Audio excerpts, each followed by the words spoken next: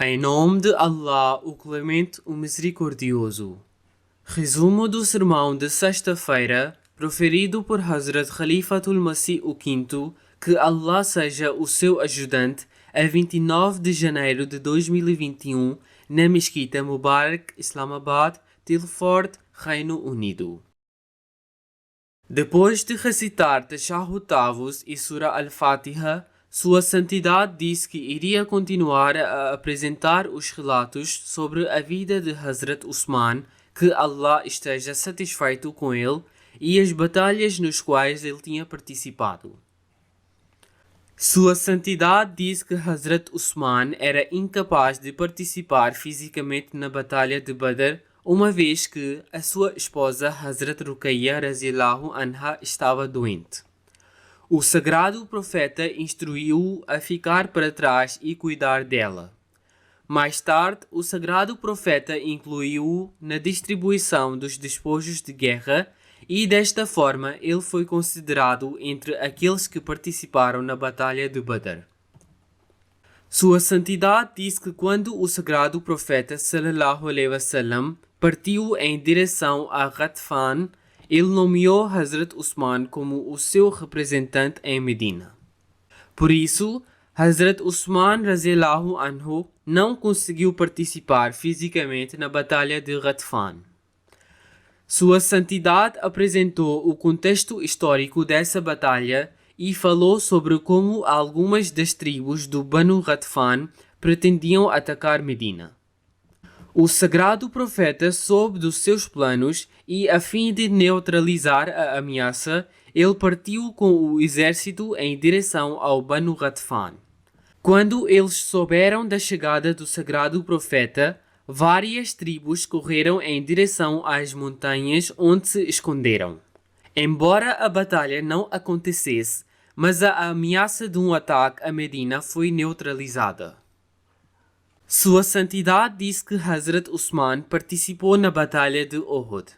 Sua Santidade disse que durante a batalha houve alguns muçulmanos que, ao ouvirem a falsa notícia de que o sagrado profeta sallallahu alaihi wasallam tinha sido martirizado, e após o ataque surpresa feito por Abu Sufyan e pelas suas tropas, abandonaram o campo de batalha. Relata-se que Hazrat Usman radhiyallahu ta'ala anhu estava entre aqueles que abandonaram o campo de batalha. Sua Santidade citou o seguinte versículo do Sagrado Alcorão em relação àqueles que fugiram da batalha. Innal lazina tawallaw minkum yawmal taqal jam'ani innamas tazallahumus shaytanu bi ba'zi ma kasabu wa laqad afallahu anhum innallaha ghafurun halim. A tradução do versículo é como se segue. Aqueles de vós que voltaram as costas no dia em que os dois exércitos se encontraram, por certo foi Satanás que tentou seduzi-los por causa das suas certas ações. Mas Allah, por certo, já lhes perdoou. Na verdade, Allah é generoso, indulgente. Sua Santidade relatou alguns incidentes da Batalha de Uhud, explicando como os Quraishitas espalharam a falsa notícia de que o sagrado profeta tinha sido martirizado às mãos deles.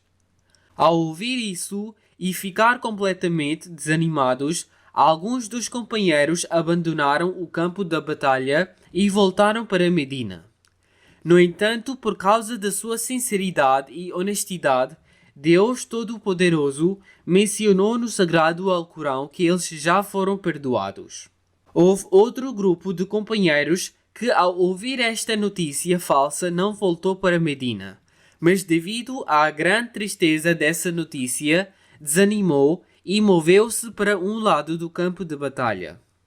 Houve um terceiro grupo que, apesar de ouvir essas notícias, continuou a lutar. No entanto, logo após terem recebido a notícia de que o sagrado profeta sallallahu alaihi wasallam ainda estava vivo, aqueles dos primeiros dois grupos que tinham fugido de batalha voltaram imediatamente para o campo de batalha. Relata-se que Hazrat Usman radhiyallahu anhu fazia parte do segundo grupo que não voltou para Medina, mas moveu-se para um lado do campo de batalha. Depois disso, Sua Santidade apresentou alguns relatos sobre Hazrat Usman em relação ao Tratado de Hudébia. Sua Santidade explicou que o sagrado profeta teve um sonho no qual viu que estava a dar voltas ao redor da Kaaba.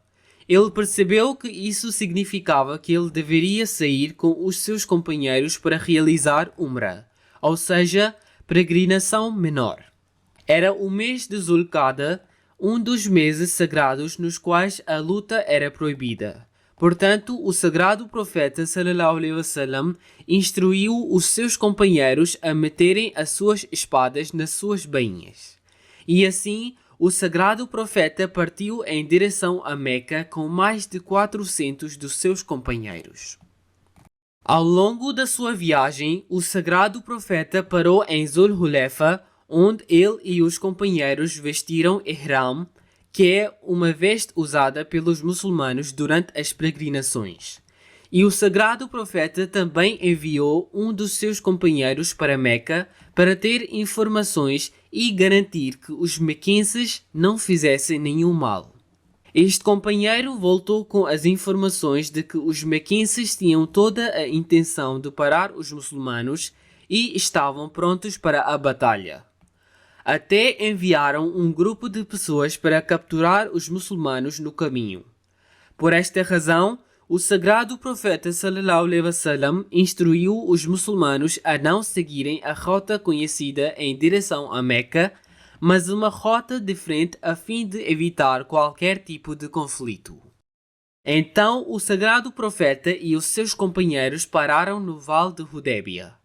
Aqui um mequense informou ao sagrado profeta que os chefes nunca permitiriam que ele entrasse em Meca e, sem qualquer dúvida, lutariam contra ele.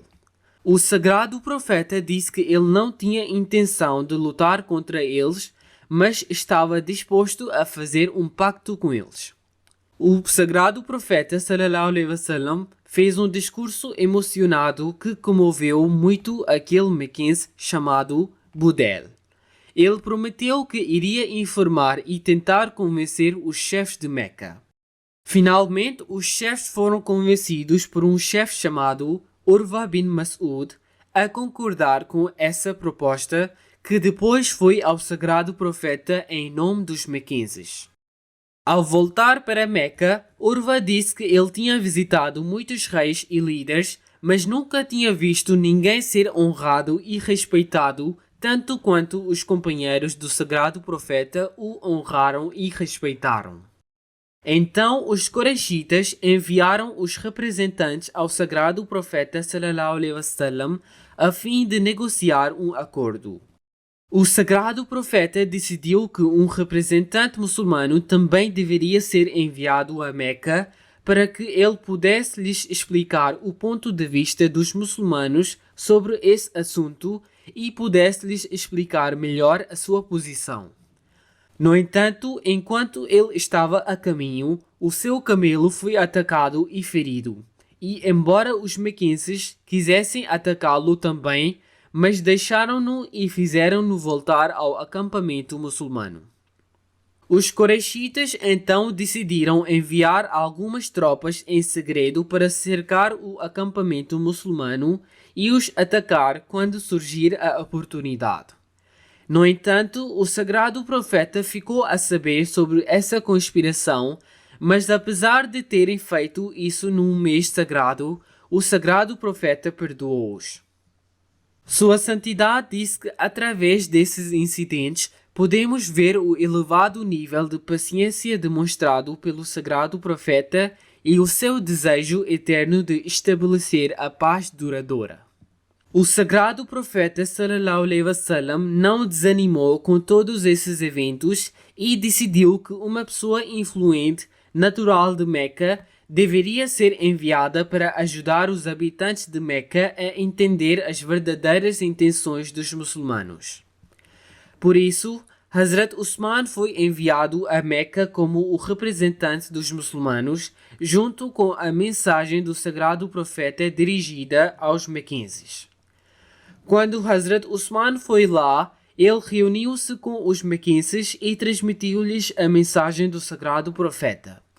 No entanto, os mequenses eram muito difíceis e teimosos e disseram que não permitiriam a entrada dos muçulmanos, mas disseram que permitiriam que Hazrat Usman radhiyallahu anhu desse voltas ao redor da Kaaba. Hazrat Usman disse-lhes: como é que poderia fazer isso enquanto o profeta está a ser impedido de entrar em Meca? Assim, Hazrat Usman decidiu voltar para o acampamento muçulmano, porém os mequenses o impediram de voltar. Após esses eventos, espalhou-se a falsa notícia de que Hazrat Usman radhiyallahu anhu tinha sido martirizado. Ao ouvir isso, o sagrado profeta reuniu todos os companheiros e fê-los prestar juramento de que agora iriam avançar e nunca mais voltariam, mesmo que tivessem de sacrificar as suas vidas. O sagrado profeta sallallahu alaihi wasallam estendeu a sua mão e os companheiros colocaram as suas mãos sobre a mão dele. Então o sagrado profeta colocou a sua outra mão sobre as mãos deles e disse: esta mão representa a mão de Usman, pois se ele estivesse presente, certamente teria prestado esse juramento. Este juramento é conhecido como Bet Rizwan. O sagrado Alcorão também fala sobre esse juramento no seguinte versículo: لَقَدْ رَضِيَ اللَّهُ عَنِ الْمُؤْمِنِينَ إِذْ يُبَايِعُونَكَ تَحْتَ الشَّجَرَةِ فَعَلِمَ مَا فِي قُلُوبِهِمْ فَأَنزَلَ السَّكِينَةَ عَلَيْهِمْ وَأَصَابَهُمْ فَتْحًا قَرِيبًا. A tradução do versículo é como se segue: sem dúvida, Allah estava muito satisfeito com os crentes quando eles te estavam a jurar fidelidade debaixo da árvore. E ele sabia o que estava nos seus corações e a eles fez descer tranquilidade e recompensou-os com uma vitória imediata. Ao ouvir sobre esse juramento, os mequenses ficaram com medo e imediatamente disseram que um tratado deveria ser feito. Porém, os muçulmanos não seriam autorizados a entrar até o ano seguinte. Para esse efeito, enviaram Suhail bin Amr ao sagrado profeta sallallahu alaihi wasallam a fim de finalizar os termos do tratado.